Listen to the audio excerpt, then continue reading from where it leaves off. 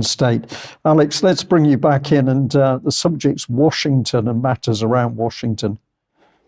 Just down the road from Washington, D.C. Is the closest thing the United States has to a city-state, the mini-state of Delaware, not quite as small as Rhode Island, but one which has decided to turn itself into a special kind of jurisdiction where all kinds of nefariousness and tax breaks happen.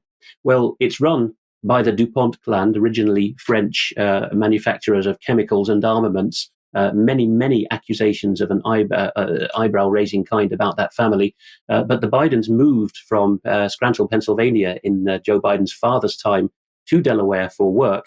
And ZeroHedge, again, doing its service of picking up on what the Washington Post is saying behind its paywall, correctly reports on this as follows. As the mainstream media turns on President Joe Biden heading into the 2024 election, the backstory to that is that the Obama clan, I think, wants him gone because he's an embarrassment. The Washington Post decided to bring to prominence a little-known connection between the Bidens and the DuPonts, which I won't go into. It's a yawnsome detail of how the social climbing Bidens managed to get themselves into an exclusive East Coast golf club. But how does ZeroHedge headline this? The Biden-DuPont Nexus, from a prestigious golf club to a controversial child rape plea deal. Could this be the next thing that the US system press is allowed to find out about?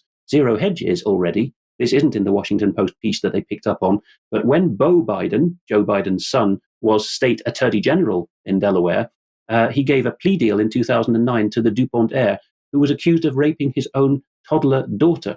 A 20-year sentence was wangled down to a no minimum prison time statement on the basis of fourth degree rape. Now, of course, Biden Jr. claimed afterwards it was a shaky ground for the case, and that he probably wouldn't have got the conviction through court. But given the amount of connection and social climbing between the families, who knows? These things are now allowed to be noticed. Now something about the banning of Dutch and German parties proceeding apace. Forum for Democracy, this has just come through in an email as a press release. I'm just pointing this out for the sake of the constitutional matters here. They're finding that their members of parliament are now accused of breaking House rules, which the House internally has set on its members for the carrying out of second jobs. And Forum for Democracy has said, no, we declare everything we do to the tax man. And at the bottom in red, they have put the key point, which is that on a matter of principle, our members of parliament only give accountability to the electors, not to cartel members in parliament. And they say that there's no constitutional basis whatsoever for these so-called house rules on good conduct. Same things are happening in the British Parliament and other parliaments as well. Over in Germany, a second of the 16 German federal states, this time Saxony-Anhalt, has decided that its equivalent of MI5 or the FBI, the Verfassungsschutz, is going to announce, in the way that the Germans do, they call it out from the rooftops, that these people are now suspects and under surveillance. They deliberately aren't secret about this because it's a measure to terrify the party and would-be supporters. So they're now, besides Thuringia, a neighbouring state, both of them are in eastern Germany where the AfD is much more popular, they're now under surveillance. But look at the poll here, carried out for Bild, a very mainstream newspaper, by the polling agency Inter. It just so happens that on the eve of this announcement in the state of Saxony-Anhalt, AfD had edged out the system conservatives, the Christian Democrats, to overtake them to first place in polling. I'm sure there's no particular connection there, Brian. Okay, if you say so. I think there was another image to come up on that one, Alex. There is, yes, because this has gone a lot further. People will remember the Holocaust survivor Vera Sharav, who spoke a lot to Rainer Füllmich, who is now in German detention.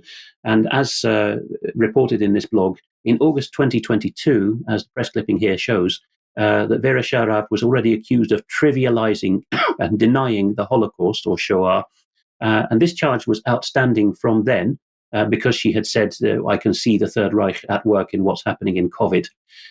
So Uwe Auschner is reporting that the Bavarian prosecutors, very similar to what happened with Forum for Democracy's Dutch MP recently, Gideon von Meyer, and as I reported last time I was on, they sat on a charge like a sword of Damocles hanging over him for more than a year. And in this case, it took them an alleged 15 months to translate back into German a speech that Vera Sharav gave in very clear English about her fears for the return of the Third Reich, even though a German translation was available online at the time she gave the speech. And the Nuremberg police went through all the rigmarole of saying, of course, we need an official translation, and it took 15 months. Remarkably, as with von Meyer in the Netherlands, so with Sharav, the charge suddenly gets trotted out and whacked at her, and you must come and answer questions just at a time when the German opposition is gaining traction. Alex, thank you very much for that. Well, we're going to end on the subject of China.